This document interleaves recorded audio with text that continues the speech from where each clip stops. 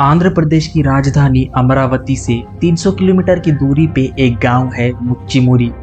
उस गांव के एक परिवार के साथ एक ऐसी चीज घटने वाली थी जो किसी के सपने में भी नहीं सोच सकते थे। 7 जुलाई 2024 को उस दिन उस गांव के एक परिवार के 3rd क्लास में पढ़ने वाली 8 साल की बच्ची पार्क में खेलने के लिए गई थी, बट तकरीबन शाम के 5 बजे तक वो वापस आई ही नहीं। तो उसके घर वालों को परेशानी होने लग गई थी। जब और वक्त बीत गया तो उसके घर वालों को और चिंता सताने लग गई। तो उसके घर वालों ने उसको पार्क में देखने के लिए आए, पर बहुत ज़्यादा ढूंढने पर भी, वहाँ के बच्चों से पूछने पर भी उस 8 साल की बच्ची का कुछ पता भी नहीं चला। तब घर वालों ने पुलिस की सहायता ली और पुलिस स्टेशन में अपनी बेटी की गुमशुदगी की रिपोर्ट लिखाई। और पुलिस ने बच्ची के बारे में सोचकर इस केस पे जल्द ही अपनी रिसर्च को शुरू कर दी। वहाँ के पूरे आसपास की जगह और उस पार्क को काफ़ी अच्छे से सर्च किया। गांव की परेशानी होने के नाते काफ़ी सारे गांव के लोग भी उस बच्ची को ढूंढने में लग गए थे, पर उस बच्ची का कोई भी पता नहीं चल रहा था। 10 जुलाई, अब बच्ची को गुमशुदा हुए 2 दिन हो चुके थे। जब सभी पुलिस और गांव वालों को निराशा ही मिली, तब पुलिस वालों को डॉग स्क्वाड का इस्तेमाल करना पड़ा। आखिर उस बच्ची के साथ हुआ क्या? कौन था उसका kidnapper? Hi, my name is Sarfaraz and you watching the case of मुच्चिमुरी। पुलिस ने लाई हुई डॉग स्क्वाड को काम पे लगाया और उन डॉग्स को उस बच्ची के पहने हुए कपड़े सुंघाया। वो डॉग्स ट्रेन्ड होते हैं, किसी भी चीज़ को सूंघकर उसका पता लगाते हैं, और वो डॉग्स कुछ घंटों से लेके कुछ दिनों से हुए लापता लोगों को आसानी से पता लगा सकते हैं। लेकिन कुछ एक्सेप्शंस है, जैसे मौसम की खराबी या फिर हवा का चलना। इससे स्निफर डॉग्स को स्मेल कम आती है, बट वहाँ की जगह में ह्यूमिडिटी थी, जिससे स्निफर डॉग्स को मदद मिलती है किसी को भी ढूंढने के लिए।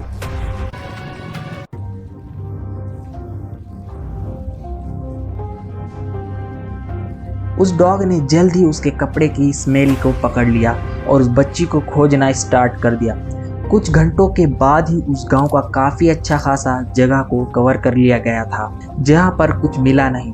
एंड अब बहुत छोटा सा एक एरिया बच गया था, जहां पे उस डॉग को बच्ची की काफ़ी तेज़ कॉन्सेंट्रेशन में स्मेल आ रही थी। और वो डॉग खोजते हुए एक घर के सामने आके रुक जाता है। डैट मीन्स कि उस बच्ची की कोई तो प्रूफ उस घर से मिल सकता है। पुलिस उस घर के दरवाजे को खटखटाती है तो सामने से एक 12 साल का लड़का दरवाजे को खोलता है, और वो जो लड़का था उस गुमशुदा लड़की के स्कूल में ही पढ़ता है। उस लड़के के घर वाले भी घबरा गए थे कि पुलिस और सारे गांव वाले उनके घर के पास क्या कर रहे हैं, लेकिन पुलिस वालों को उस घर में बच्ची नहीं मिली। पुलिस को उस लड़के पे शक हुआ, क्योंकि उस लड़के के हाव भाव थोड़े अजीब थे। तो पुलिस वालों ने उससे बच्ची के बारे में पूछताछ की, तो वह अनजान बनने का नाटक कर रहा था, पर था तो वो एक माइनर ही, एक कम उम्र का लड़का। तो उसने पुलिस को सामने ऐसी चीज बताई जिससे लोगों के पैरों तले जमीन खिसक गई।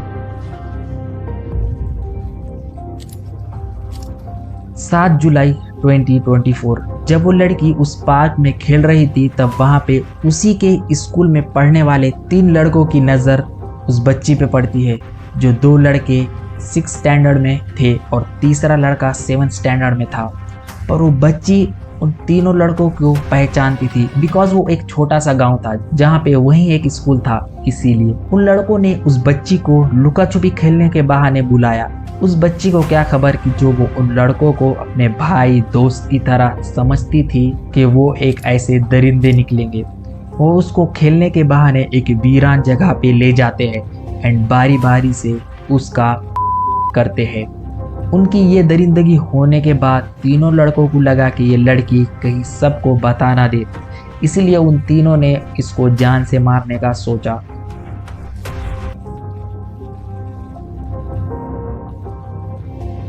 उन तीनों ने इसको मारने के बाद वहां के एक कैनल में, जो कृष्णा नदी से जुड़ता है, उसमें फेंक दिया।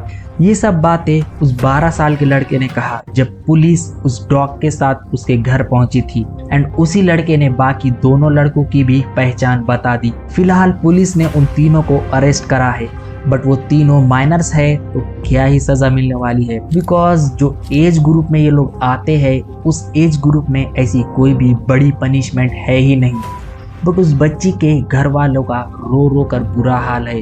उसके छोटे छोटे भाई बहन वो भी इतने छोटे हैं कि उन्हें क्या पता कि आखिर अपनी बहन के साथ हुआ क्या है। कैनल का काफी तेज बहाव होने की वजह से बॉडी ना मिलने का ऐसा संभव बताया जा रहा है, और ऊपर से कई दिन बीत जाने से और भी मुश्किल है।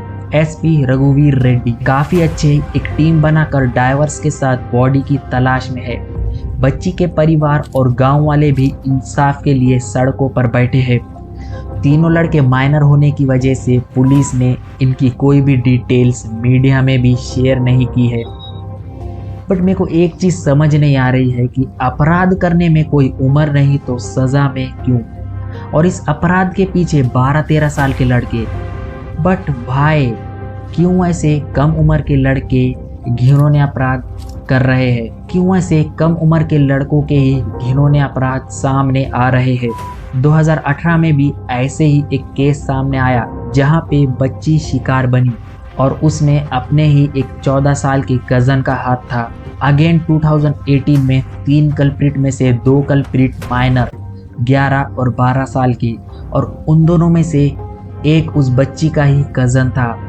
ऐसे ना कई सारे केस है। कम उम्र के बच्चों का दिमाग बहुत ही नाजुक होता है। उनका दिमाग एक कच्ची मिट्टी की तरह होता है जिसे किसी भी शेप में हम डाल सकते हैं।